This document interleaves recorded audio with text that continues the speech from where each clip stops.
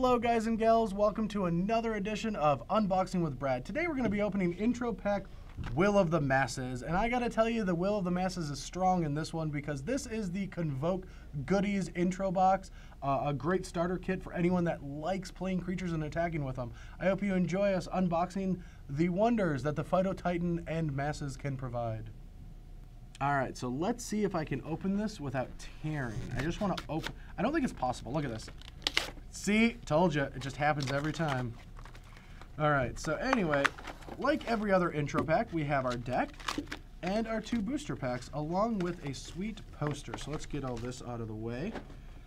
And this poster thing has all the deck lists for each of the intro packs in the 2015 core set, along with little tidbits about each deck and what the goal is. Now, this is a great resource when you buy one of these as a new player, or you buy this for somebody that's just getting into the game.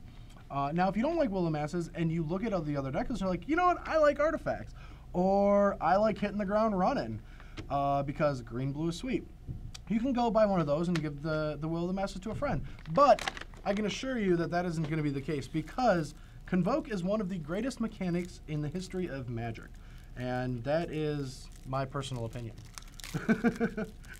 So as we start, we have a Phyto Titan along with a Hornet Queen. Now, Phyto Titan is a great card for just grinding an opponent out. Just every time they have something in play that trades with it, it's going to come back. So it doesn't really matter if it trades with something small or only has 2 toughness, because it will trade every time. And it's a really tough creature to deal with once it's in play. You know, that's the whole appeal of the card. Sure, it only has 2 toughness, but it's going to continuously come back as long as you survive. And the way you survive is casting Hornet Queen. This card is bonkers.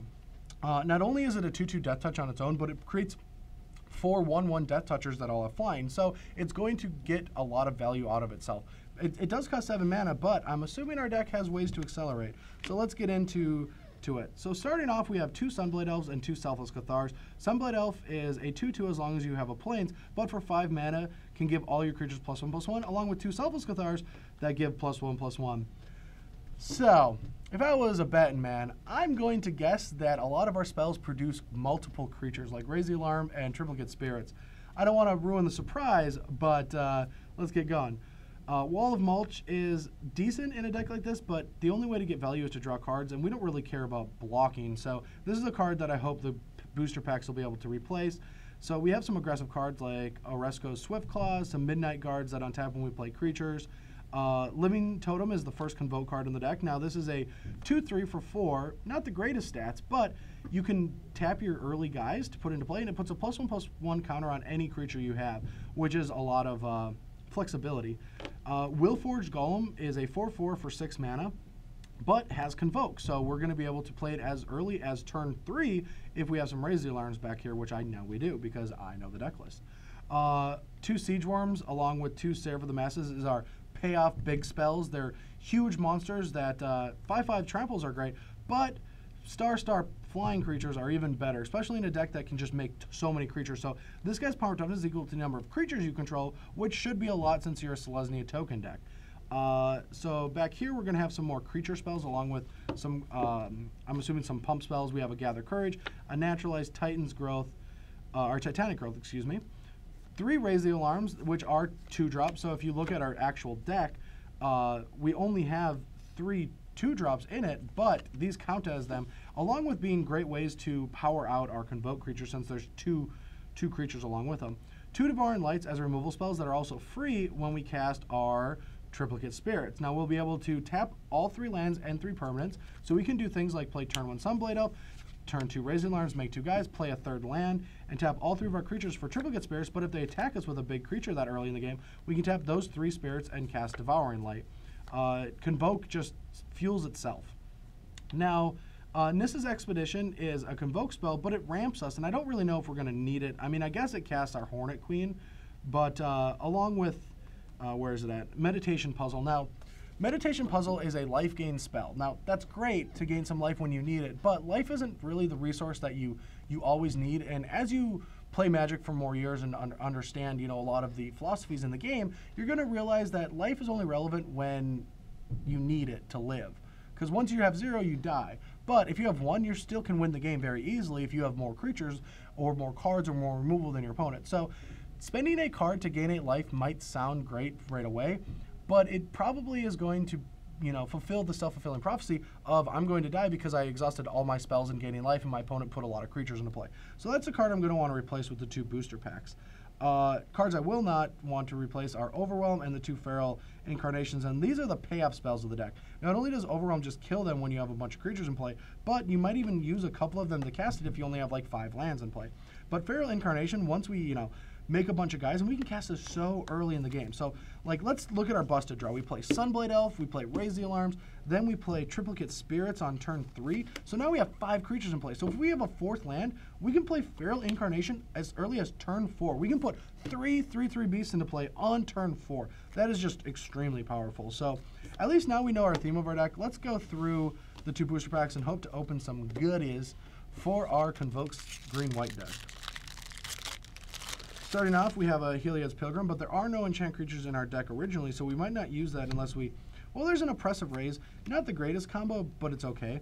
Hunt of the Weak is a great removal spell for a green-based deck, but not ours, because ours doesn't have big creatures. Now, this is something you want when your creatures are big and meaty and are bigger than your opponents, but I don't think that's going to be the case for our deck.